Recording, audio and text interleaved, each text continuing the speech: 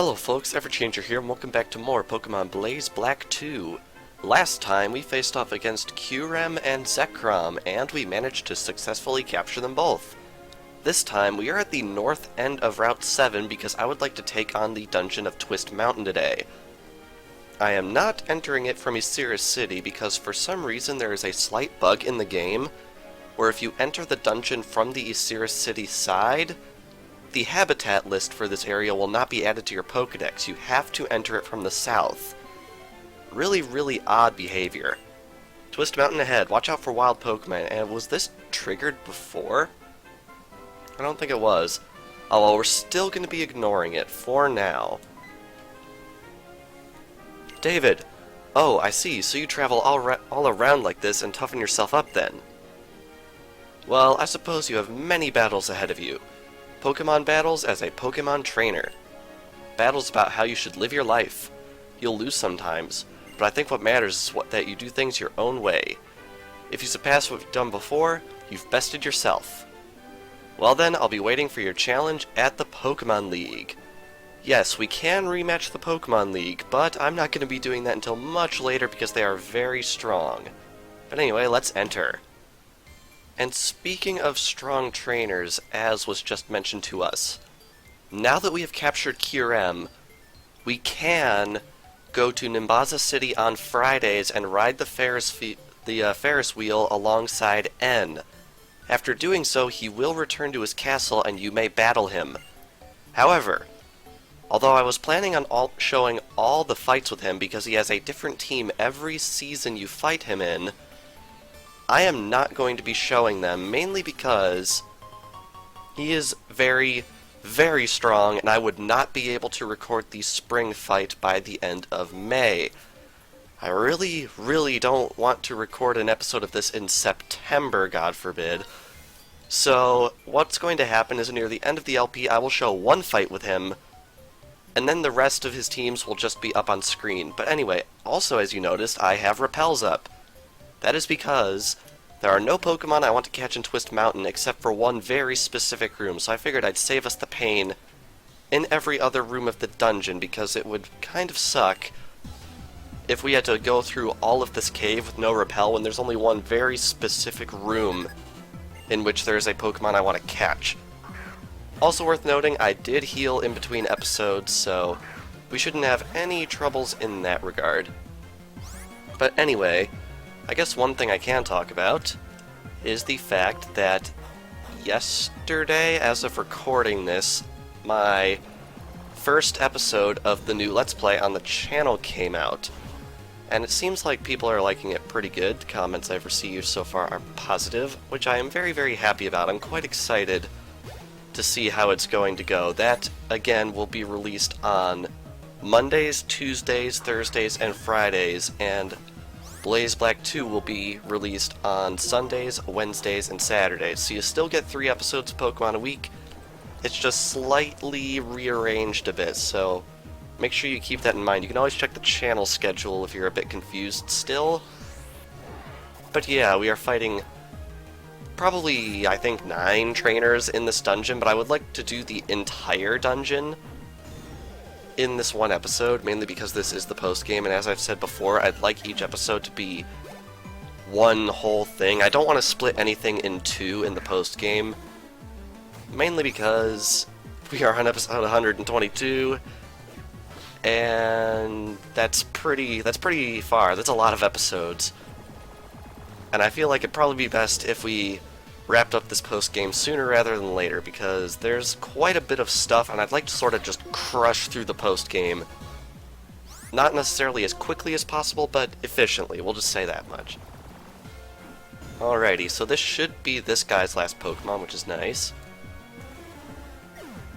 Very good.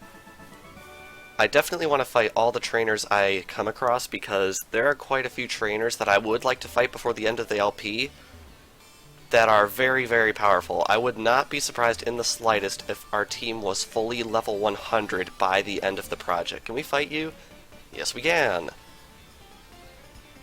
Alright, this guy works out daily. Probably better than I do. I don't work out very often, actually. I don't know how I'm as skinny as I am. Honestly, in all seriousness, I shouldn't be, but I guess I am. And this guy's got quite the selection right here. We got Venusaur, Scizor, and Porygon 2. That is a very interesting combination, and unfortunately this guy's got a full team of 6, so we might actually be here for a little while. Alright, Thunderbolt, and oh yeah, Flamethrower, that's gonna do some damage, and then Brave Bird, just because I'm feeling adventurous. I'll be honest, I've really been liking this team. I mean, even including personal playthroughs, this is probably one of my favorite teams I have ever used. And this is actually the first time I have ever dumped my starter in, I think, any playthrough of mine, period. It's definitely a new adventure for me, and I am also noticing these guys are in the 80s, which is scary. What's also scary is that Porygon 2 knows Ice Beam. Oh, that hurts a lot. Luckily, there is a doctor in this area somewhere, so if we get roughed up a little bit, we should be okay for the most part. And wow, that did a lot of damage. Holy cow. Okay, so that's a thing that happened. Alrighty, get that leftover boost on Mandibuzz, and then we should be alright. I guess we'll give Victini a shot. I don't think we have much of a choice. Wowee. Alright, so Thunderbolt on Scizor if we can manage to get the speed up, and then I think Brick Break on Porygon 2 is our best shot. And U-turn on Venusaur, that ought to work good. Wow, we got the Quick Claw again. That is amazing. Of course, Bullet Punch gets the priority anyway because it's on a higher speed bracket, which is unfortunate. But that should bring down Scizor. And then a Brick Break from Victini should bring down Porygon 2. At least in an ideal world it would. And it didn't even come close, because of course it didn't. I'm honestly a little nervous for these... Oh, come on. I'm honestly a little nervous for the post-game, mainly because, as you can see, these trainers are quite strong, so I'm not entirely sure what I should expect from some of these trainers, but if they're all going to be this difficult and this hard to fight, I'm a little bit nervous for what's coming up. I don't want to come off as pessimistic necessarily for some of our future fights, but it might just come off that way because it's been quite a long road and we've got a lot of evidently very challenging opponents that we're going to be facing off against. Alright, can we get that Quick Claw again? Wow. Alright, this should do a decent amount of damage to Rhydon if I got my type chart straight in my head. Ooh, wow, that did a lot. Nice. Brick Break onto Porygon 2 again is going to do a decent amount. That was a critical. That was a critical. Okay, I am not sure how I feel about that. Alrighty, we've now brought down 2 of this guy's Pokemon, which is not the best, but it's something we can maybe work with. He's taken down 3 of mine, though, which is kind of crazy. Alright, we got Tri-Attack. Luckily, even though it can inflict a bunch of different status effects, I'm pretty sure Tri-Attack is still a normal type move, which is good. And the last one out is Machamp. That's a little bit awkward. I really would have preferred something not Machamp to go up against. Oh well.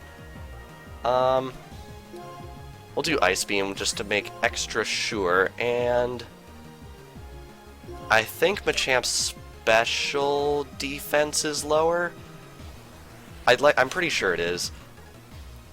Although, to be honest, that's mainly nothing more than an educated guess. As people have probably guessed over the course of the series, I've probably made quite a few errors in regards to that kind of stuff. But anyway, down goes Rhydon. Magnezone gets level 79. Who's going to get to 80 first? I don't think anyone on our team is actually at level 80 yet. Oh, that is going to hurt a lot. Oh, and it's got a fighting gem. That's going to be a one-shot. I don't think there's any way that's not going to be a one-shot. Yeah, that hurts, and the sucky thing is, I'm pretty sure that move has like 50% accuracy. And that did nothing. Wow. Well, alright then. Alright, I hope we can survive this turn. I am going to... I'm going to Thunderbolt that Golduck. And then... I'm gonna try Surf. I think Magnezone can take it. I hope Magnezone can take it. Ooh, this is a little bit of an awkward position, actually. We only have 2 Pokemon left. That's going to hurt a lot. Please don't knock me out. Okay, we are confused. This is bad, and we hurt ourselves, of course. This is not going at all well. Luckily, we've got Porygon 2 paralyzed. I don't think I have much of a choice. I think I need to do some reviving on my part, which is kind of insane. This is what? Like the 3rd, 4th episode of the post-game, and we're already running into problems this bad? Okay, I guess we'll revive Garchomp, and we will also revive Victini, I think. Alright, and we shouldn't have to send them back into the fray until after this turn is over. Oh wow, it's actually using Surf. That's going to hit its allies. Ooh, are we going to get lucky here? Oh! Wow, he actually took down Porygon 2 for us, which is awesome. Gastrodon goes down, but Magnezone manages to survive somehow, which is surprising, but I'll take it. Victini gets level 76, and Machamp finally misses that Dynamic Punch. Good lord. Alright, swap there, and then shift in there. Okay. This has been quite a nerve-wracking battle, actually. It's been quite close. I really hope they aren't all this close. Alright, Magnezone is still asleep. I think I want to just count on it waking up all on its own. And we will bring out... Dragon Claw is probably good. Dragon Claw there, and Psychic there. Alright, we probably have about a turn left in this fight because that is going to bring down Machamp, which is awesome. And then... Dragon Claw. I don't think Dragon Claw is going to take out Golduck, but it'll get quite far, I expect. Alright, yeah, no, it was Ice Beam. Okay, cool. Awesome. My favorite. Just what I like to see. Alright, Magnezone could really use waking up right about now.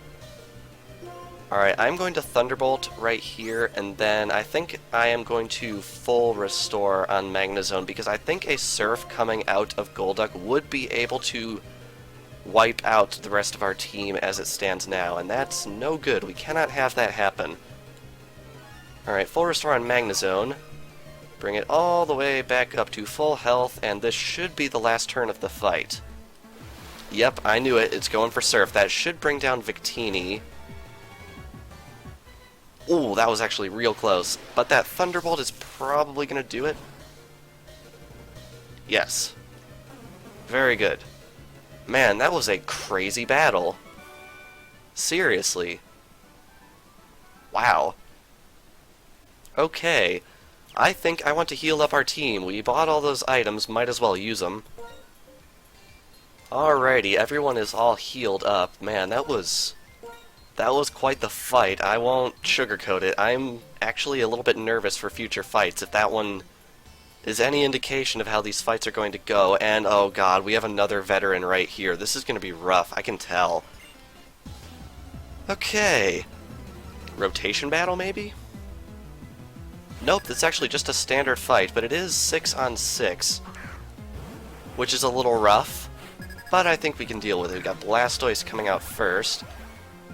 That's the one interesting thing. If anyone's noticed, we have not seen any new Pokemon in quite a while. I'm pretty sure our Pokédex been holding at 604 for the past few episodes now, and that's mainly because we've seen pretty much every single Pokemon except for legendaries. I think there are very, very few regular Pokemon outside of legendaries that we have not yet seen in the LP, which is kind of crazy.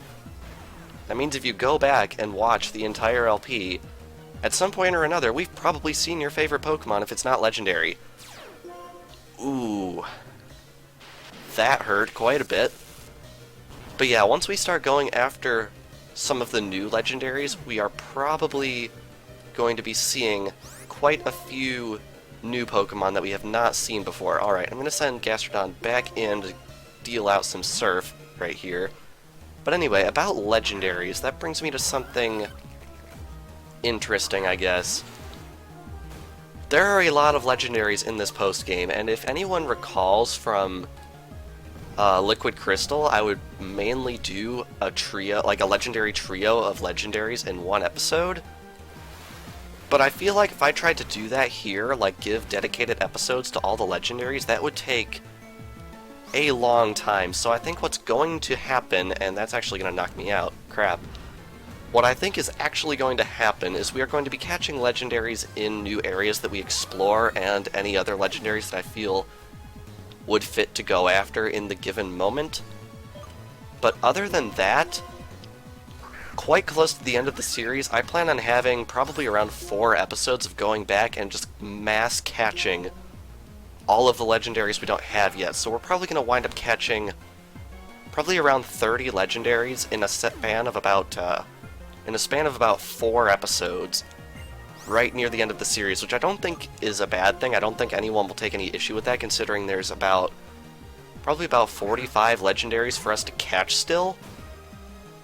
But yeah, I figured I'd just make a note of that here, because there's quite a bit of catching of legendaries that we are going to have to do in the future, and I'd like to streamline it as much as possible. Because, for example, we're going to be going through an area next episode with legendaries at the end, so we're just going to catch those 3 legendaries next episode. Spoiler alert, by the way. But any legendaries that are available in areas that we've already been to, like a lot of the ones that have already spawned in randomly, we're probably not going to catch those until near the end of the series, just in one fell swoop. Just because I counted it out, and I think if we were to do each legendary trio, or family, or whatever you call them, in their own episode, that's like a dozen episodes, and that's a long time on my channel. A dozen episodes is a month for this series, and wow, that did a lot of damage. Hey. So, yeah, that's the plan with legendaries, and I'm basically trying to find stuff to talk about while I fight these veterans, because 6-on-6 is nothing to sneeze at. Also, thank God we don't have the fairy type to worry about in this game, because Garchomp would have a much harder time of it, and Garchomp is the first Pokemon on our team to hit that magical number, 80. Garchomp is now level 80. That's crazy. I mean, it's awesome, but that's crazy at the same time. Alright, how much is Dragon Claw gonna do to this Wigglytuff? Oh god, it has Cute Charm. And it has Ice Beam? Are you for real right now? Oh, man. This game. Alright, who can we switch to safely? I'm gonna bank on Victini. I really hope we don't have something crazy like Earth Power coming out of this Wigglytuff. Please just use Ice Beam again. Yeah, there we go. That's not gonna do nearly as much. Yeah, that did nothing. Alright, our Brick Break should be able to take this out.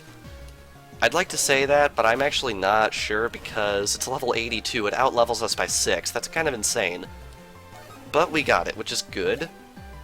A lot of experience to Victini, and now we've got a Ditto coming in. Oh boy.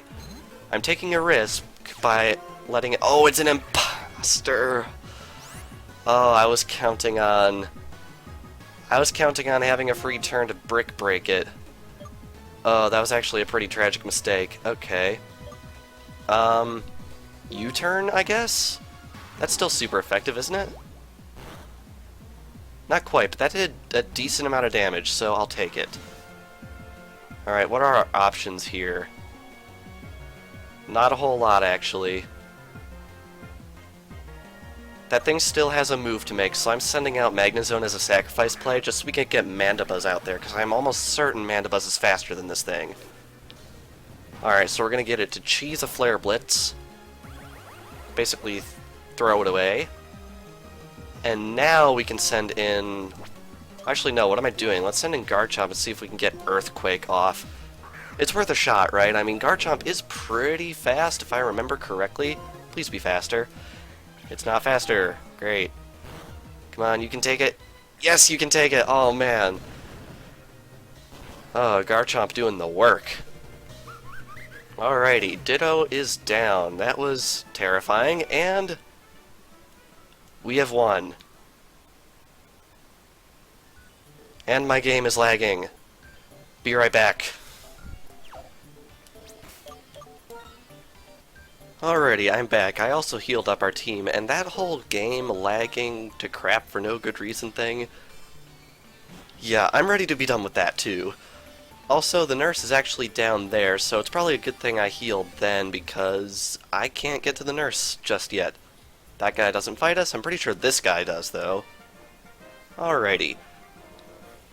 Now, I'll be honest, I don't remember what I was talking about before the jump cut, if any, but I guess one thing I can point out is I did have to save the game and quit out to back up the save and then restart everything, because that's what I have to do when the game lags. I have to, like, restart the computer, because otherwise I don't know if I can get it to even work. Also, this is a bad opening. But anyway, when I was saving the game, I noticed that we actually saw a 605th Pokemon somewhere during the first half of this episode.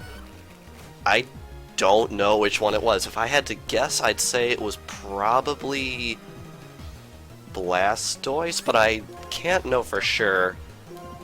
It's probably something random that I wouldn't expect.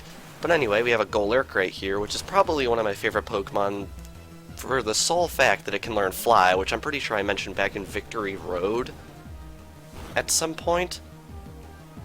Ow, that did a lot. But yeah, I just find it to be a really fun Pokemon just for the fact that it can learn Fly, but it's not a flying type. I really wish more Pokemon would do that, although I guess more so I wish that Fly would just not be a thing altogether. Because soaring is a thing now in the Ruby and Sapphire remakes, although that probably won't be in Sun and Moon. I don't know, it might be. I've heard some theories that that feature was actually made for Sun and Moon and then ported down into Omega Ruby and Alpha Sapphire, which I guess I could see them doing. Because from what we've seen of the new Sun and Moon region, it looks like you can't directly surf between the islands, even though we know for a fact that there will be multiple islands in the game. So I'm hoping there'll be, like, at least some sort of ferry service or other way to teleport yourself in between islands, and if each island is sufficiently small, I wouldn't really feel compelled to carry a flyer around everywhere. Alright, cast up another Super Repel. That battle was deceptively easy. Alright, this guy will actually fight us. And he did mention that the mountain will change every season. That's sort of true. The only time this mountain is different from the way it is now is in the winter time. So we're probably going to have to revisit this area in the winter to get everything it has to offer. Because I'm pretty sure in the non-winter months you miss out on a couple of items and a couple of trainers. And I'd really like to show those, mainly because I feel like a lot of Let's Plays of this hack just cut battles out or skip them, because that's just the way... I feel like that's a way a lot of people that Let's Play Pokemon hacks are. They fast forward through everything, and they skip trainers and stuff like that, but I feel like this is more comprehensive, and I guess in that way it makes it more unique. Plus, I just don't like to fast forward. It feels like... I guess it feels like cheating to me, in a way, because you can't fast forward in a regular Pokemon game, and whenever I play a Pokemon hack, I want to feel like I'm playing like a new, authentic Pokemon game. I guess in a way to just tide me over. So I want it to be as authentic an experience as possible, and I really don't like to fast forward mainly for that reason. Alrighty. Anyway, down goes Steelix. This should send Lucario to level 77. Yes, it does. Very good. And up next is Empoleon, which might also be a new Pokemon. I don't remember if we've seen Empoleon before. It's part Steel type, which is why I'm keeping Lucario in, so this Aura Sphere should do a significant amount of damage to this thing. If not, knock it out altogether.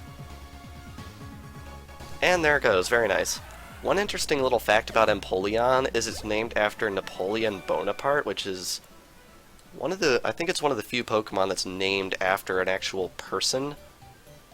But it's actually the same height as Napoleon Bonaparte was known to be, which I think is really funny. Anyway, right there we have a Dusk Stone, and I guess there's nowhere else for us to go. Go this way. And this should put us quite down low in the mountain. And we finally get a reading on our dowsing machine. We get a yellow shard. Very good. Alrighty, and we can fight this worker right here. Hold up, youngster. A battle will help you warm up, but I'm not cold. Although I guess that is a little bit of a hint. There is one area in this dungeon that is cold all the time. And that is actually the area that I want to catch a new Pokemon in, so hopefully we can find that area pretty quick here. Alrighty, oh wow, Magnezone's actually really close to level 80 itself, although I don't know if it can bring down a Machamp. Although it is level 77. You know, I feel like even though to prevent any weirdness happening in the game you really need to enter Twist Mountain from the south, I get the impression that we're going through the dungeon sort of backwards because a lot of the trainers earlier in the dungeon had higher leveled Pokemon. And it completely wasted a turn using Scary Face on us, which means we brought down a Machamp without taking damage, being a Steel type. Which doesn't happen very often, and Magnezone also hits level 80. That is amazing. And now we've got Abomasnow, and I think Victini's a good fit for that one.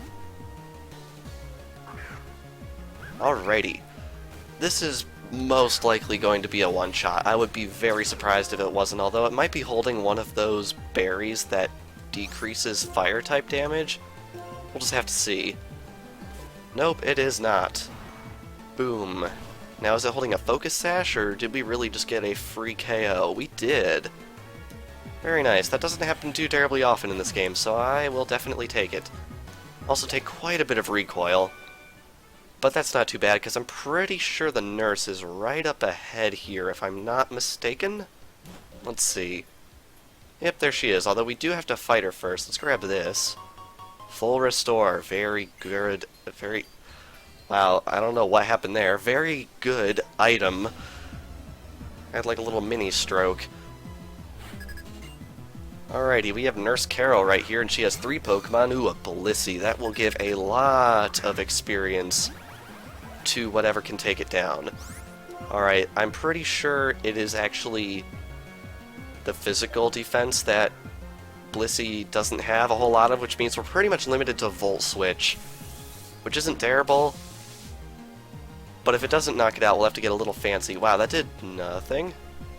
Is Volt Switch special? I could have sworn Volt Switch was physical. Oh well, we'll send in Lucario. Lucario could definitely use the experience.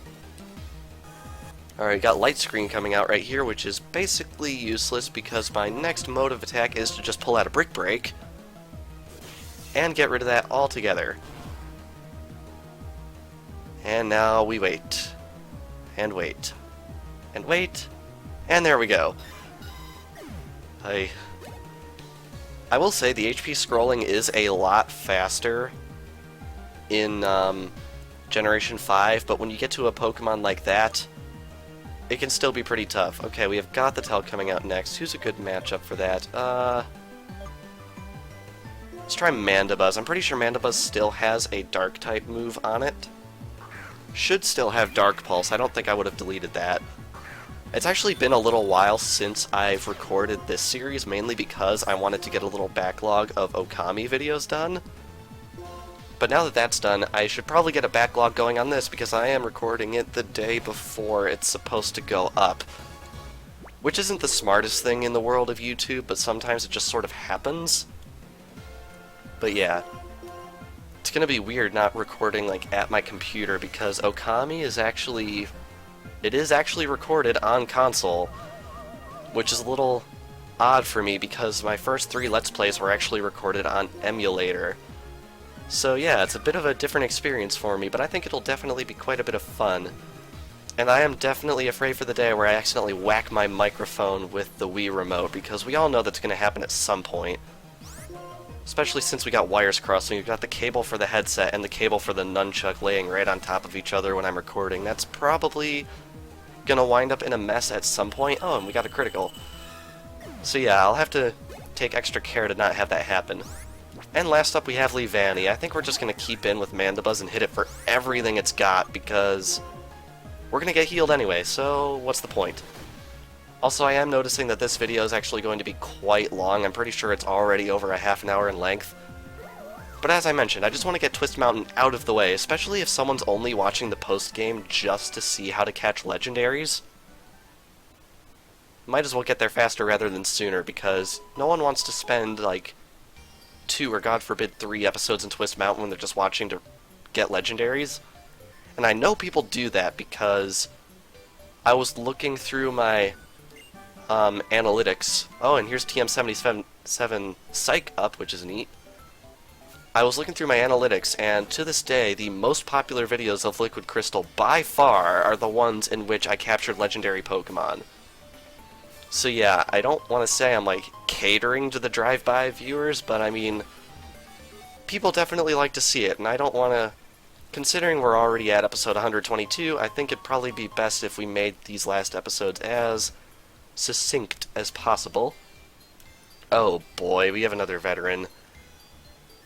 Oh, this is gonna hurt, but we might as well do it. In rotation battles, it's important to know when not to rotate. Okay, so this is a rotation battle, which means it's going to take forever.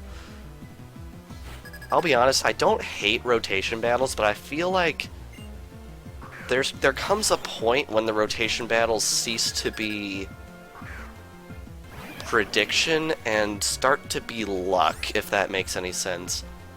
Also, I'm noticing that 2 of the 3 opponents are actually weak to Earthquake. So we're going to take a gamble and do that. And of course he switches to the one Pokemon that is not weak to Earthquake, although it is an Earthquake coming out of a Garchomp, so I mean, everything is weak to that. And they missed, which is actually quite hilarious to me. Oh, that Pikachu is going down. It's almost certainly holding a light ball, so yeah, it's going down. Town. There we go. Utter destruction. And Mandibuzz gets level 77. Very nice. But yeah, a lot of the strong trainers that we could fight at the moment have Pokemon like up around 90.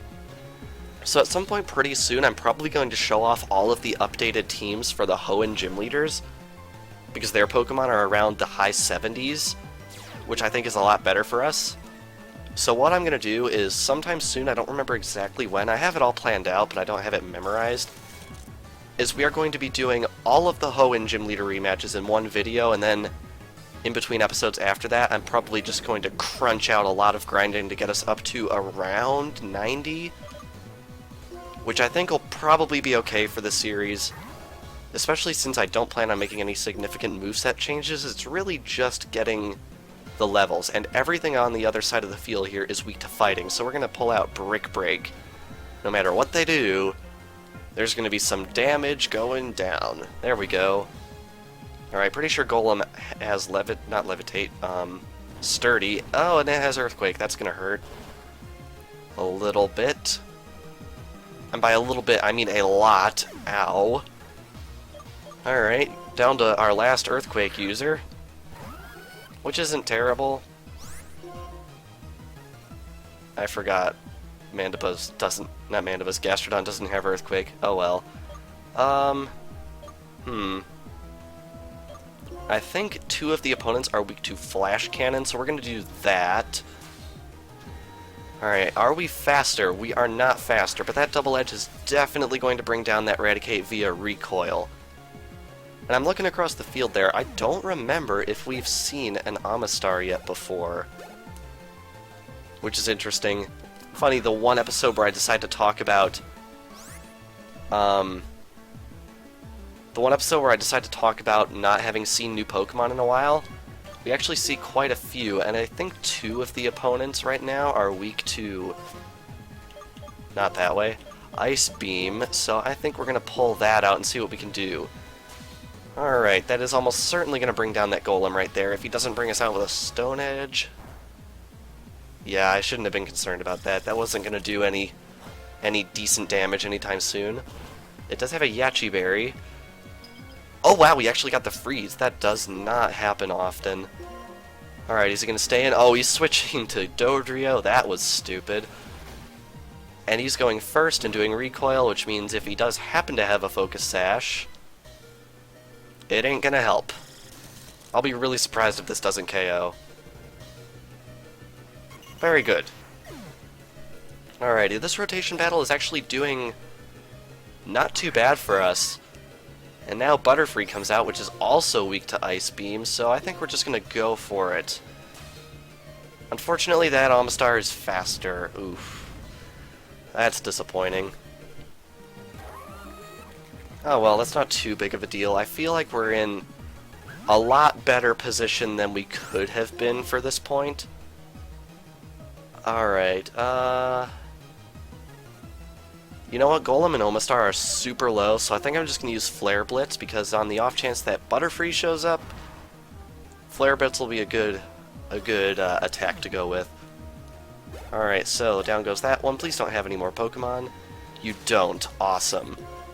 I'm probably just going to spam Flare Blitz. Yeah, there we go. As soon as that Butterfree comes in, it's all over, because this is going to do a lot.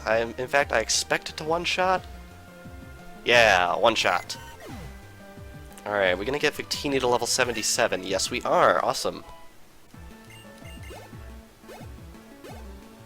And last up is Golem, which is frozen, and it really can't do anything. Like, look at this. This is sad. Golem, red health, frozen. Sorry, guy. Battle's over. Very good. Anyone else going to get a level? Unfortunately, no. Oh well. Alright, I'm going to grab this item really quick here, a shiny stone, and I think I'm going to hop back into our bag and heal up. There we go, all healed up. I suppose I could have run back to the nurse, but we have so many healing items, might as well use them. Alright, I'm really, really, really hoping we don't run into another veteran somewhere down here. But yeah, this episode is going to be quite long, because I really just want to get Twist Mountain over with. Not the least of which for the fact that I honestly don't like this dungeon all too terribly much. I mean, I don't want to say it's by the books, because it's not really. It's like a really unique idea, having like a mountain crater that you can keep on going in and out of. But I always found it, I don't know what it is about Twist Mountain, I just never really liked going through it all that much. Not that it felt like a chore, necessarily, I just never really... I was never really sold on going through Twist Mountain. I feel like it's just a little too long. I don't know what it is, but it feels like... It always feels like it should be over, but it's just not. Ooh, that is going to do a lot of damage. Like, a lot of damage. Luckily, it... Oh, nope, it... Yep. Yep. Oh, well. I was hoping it wouldn't take us out. I was trying to talk it out of knocking us out, but it knocked us out. Which isn't terrible, like, I can deal with that, but still a bit of a shame. Alrighty, anyway, out comes Garchomp, and I think we are going to use... Let's try Shadow Claw. We don't often get a reason to use Shadow Claw, so we might as well use it. Ooh. And it is charging up for Sky Attack, and unfortunately for it, it is slower than us, meaning we get another free turn, and it is down. Awesome. Alrighty, I'm pretty sure this video is over 40 minutes in length now, so I'm really hoping we don't run into too terribly more trainers. I think there's around 8 or 9 trainers in the entire dungeon, and I don't remember how many we fought, but hopefully we fought enough. Let's see, let's go in this area just to cover it, and here we have Notice Me Senpai. There we go. Alright, so hopefully this hiker will go down without too much of a hitch. Unfortunately, hikers usually tend to use Pokemon that have Sturdy on them, so hopefully we don't run into that problem too often, because Sturdy... Oh man, the Sturdy buff in Generation 5. Yeah. I have a feeling everyone knows my thoughts on that. I mean, it's fun, in, like, competitive gameplay, I feel like, but when you're just out in the world doing stuff, it's just... ugh. Alright, Probopass is coming out, and I think it has Levitate or something to that effect, so I'm going to switch into Lucario. Especially since I'm pretty sure Probopass is actually Rock and Steel. Yeah, that thing doesn't look steel, but I'm pretty sure it actually is, if I'm remembering correctly. Alright, that's going to do a ton of damage. One shot, very good. Alright, can we get level 78? Not quite, but we're close. We're very close. Alrighty, what's actually up this way? Like, you see it just goes on and on and on. Okay, that goes down to the basement. Well, not the basement, but like the bottom bit of the crater. So I think I want to go this way first. And see, this area can only be accessed during the winter, the area on the other side of that ledge, and that item right there. So we are going to have to come back during winter to take care of some stuff. And also, it is worth mentioning, there are items I suppose I could technically get into Sierra City now, but we're going to have to go back later anyway to face off against those trainers, and because of the whole winter thing. So I'm just leaving the exploration of Sierra City for then, because I can guarantee you guys we are going to be back there for not an extended period of time, but for a full whole episodes of content, so I'm just going to leave that there just because, yeah, I think I explained my reasons well enough. Alright, Flamethrower. Don't actually get a chance to use this with Garchomp very often, because usually when I send out Garchomp it's for the purposes of using Earthquake. And wow, this thing actually survived Flamethrower. How even? How even? And it one-shot my Garchomp. How it's a Vanillish. It's not even good, come on people. It's not even a good Pokemon. Disclaimer, it's actually the best Pokemon ever. Alright, well, pointless Brick Break, just give it a little love tap, and there it goes. Alrighty, this should put us to level 78. Very good. I'd be very surprised if it didn't. Alrighty, and up next is Cryogonal, which for some reason is pure ice. I keep on saying this thing should have been part ghost, but it's not. I'll be honest, I'm really disappointed in the ice types that Black and White introduced, because they introduced, I want to say 7, and 6 of them are just pure ice. And here's another one right here. The only non-pure Ice-type Pokemon that was introduced was Kyurem. So I feel like Ice-type kind of got screwed in terms of creative type combos, because it's either Kyurem or just another pure Ice-type Pokemon. Like, Generation 4 had Frostlass, which was Ice and Ghost, and it had Snover, which was Ice and Grass. Like, those are really neat combinations. And then Generation 5 just comes along and you just get these... I don't want to say they're uncreative, they're just very basic, pure Ice-type Pokemon. It's really a shame. Alright, head right down here. And here we have the very end of the dungeon, and finally we find something in a trash can, I swear. I've been checking pretty much every trash can, and I think I can count the number of times I've found something in a trash can on one hand. Alright, Pointless House is pointless. Alright, I'm going to keep a repel up just for this last little bit. I'm pretty sure that cave right there actually takes us to Isira City, so I want to go this way first. Is there anything up here? No, there's not. Interesting. Alrighty, although in here there is something pretty interesting. We have this guy. If you look for something in an empty place like this, you can discover things. Like this fossil I just found. Take this. This guy will give you any fossil except for the cover fossil and the plume fossil. One every day. However, that would be interesting if you were not playing the hack, but we are playing the hack, and in the hack, you can catch all of the fossil Pokemon in the Relic Castle. Anyway, this is the room I was talking about. There's a Pokemon I want to catch in this room. Down there is actually an entrance to another dungeon altogether, which is pretty interesting. And right here we have an item. A frozen ore.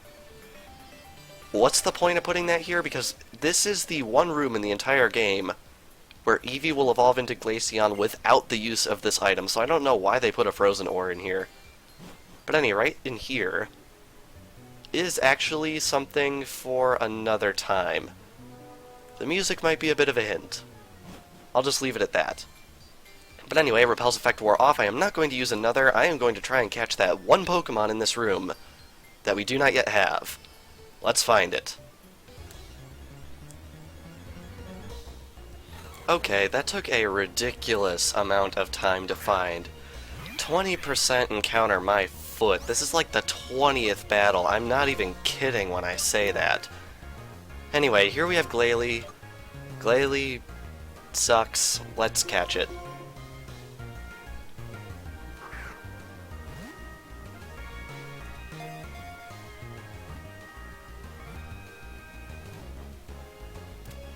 And there we go, Glalie was caught. Very nice. Alright, that took way longer than it needed to. It prevents prey from escaping by instantaneously freezing moisture in the air. Very good. Send it to box 18, and I want to cast up a Repel right away. Alright. There we go. Bring up our Dazzling Machine, although I don't think there is anything else for us to find, and we are actually almost done with this dungeon, which is good, because I'm pretty sure this episode's going to be maybe 50 minutes? I don't know. Like, that's what I'm saying. This dungeon, it feels like this dungeon overstays its welcome a little bit. That way you can't go because it's not winter, which means we have to go this way. And that will take us to this chamber. And this will wrap... Oh, wait, no, this wraps us around up here. Okay, never mind. Okay, so this actually spits us out. Where does this spit us out? Oh. Well, that was pointless. I'm pretty sure that goes somewhere of significance in wintertime, but the rest of this we cannot explore unless it is wintertime. Oh wow, we got a Thunderstone. That's actually not bad, although I'm pretty sure that's useless for me. And then we have this guy. Hello, I am a heavy machinery pro. And you, do you like construction trucks? I mean, yeah, back when I was 8, I would watch those VHS tapes of flavor footage all the time. Oh, I knew it. Construction trucks are cool, right? Now, I'll give you a quiz. There are 5 questions in total. If you answer all of them correctly, I may give you a present. Construction truck quiz, for short, Truck Q or something, or it's probably just truck. Anyway, now here's the question. Which place is famous for an old rusty crane truck? That would be Burbank City. Correct. Well done. You're sharp. Yay, a future heavy machinery pro. If you come and see me again tomorrow, I'll give you the next question. See you then. Alright, he will ask you 5 questions. And if you answer all 5 questions correctly, I'm pretty sure you get a medal. I don't know if you have to go back to the Pokemon Center or if you just get it immediately, but it is pretty neat. So, the second question is, trucks on Route 4 come in 3 different colors, red, blue, and what? The answer is yellow. Third question is, which question is this? And the answer is, it's the third question. Fourth question, which gym has a yellow drill car? That is the Driftvale City Gym. And the last question is, how many boulders are in Twist Mountain? And the answer to that is 2. Anyway, can we make it the last couple steps? Yes, we can. And here we are back in Isir City. Went about that a little bit backwards, but I think it's perfectly okay. Anyway, I am going to go in here and heal up. Alrighty, and that is all of our exploration of Twist Mountain. So I think we're going to end things off here. This past episode of Pokemon Blaze Black 2, we explored the entirety of Twist Mountain and caught a Pokemon, which is pretty awesome. And next time on Pokemon Blaze Black 2, we are going to be heading back to Driftvale City to explore yet another post-game dungeon found in Pokemon Blaze Black 2. So without further ado, thank you all for watching, and I will see you guys next time.